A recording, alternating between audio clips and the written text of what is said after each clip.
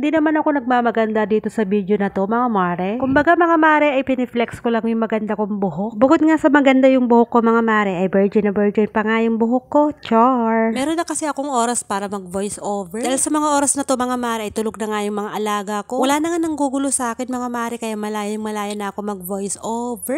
Bali hapon na nga itong video na to mga mare at si Iyon ay nagmamadaling bumaba para maglaro nga daw sila ng kalaro niya. Wala akong video nung umaga mga mare dahil nagbisi-bisihan ng kumare nyo.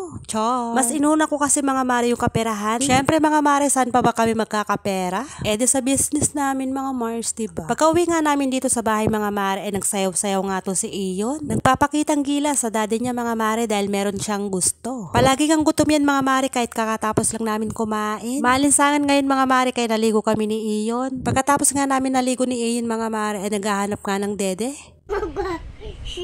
Ano? Oh. Ano yun? Aircon. Ba't ang pogi mo? Sleep ka na ba? Opo. Anong oo?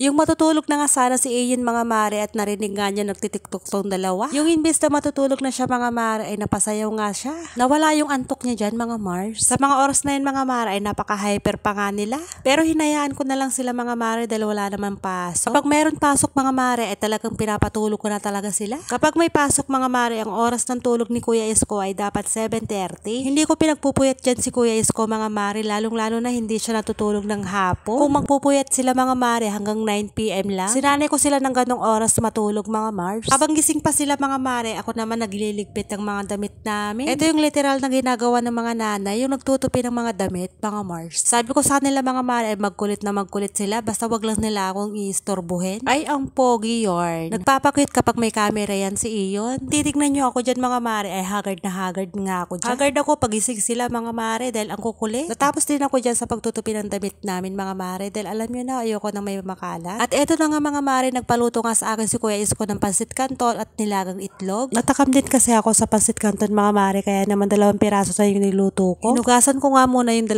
itlog mga mare bago ko isalang. Para sa ganun mga mare ay malinis nga yung tubig. So eto na nga mga mare, na luto na nga din yung pansit canton dyan. Matagal din kasi kami hindi nakapag-pansit canton mga mare, kaya naman natatakam kami 2 ni Kuya Isko. Hinati ko sa 3 mga mare para naman sa ganun ay makatikim naman si Iyon tsaka si Aki. Yun lang for today's video mga mare. Salamat sa inyong panonood. Bye!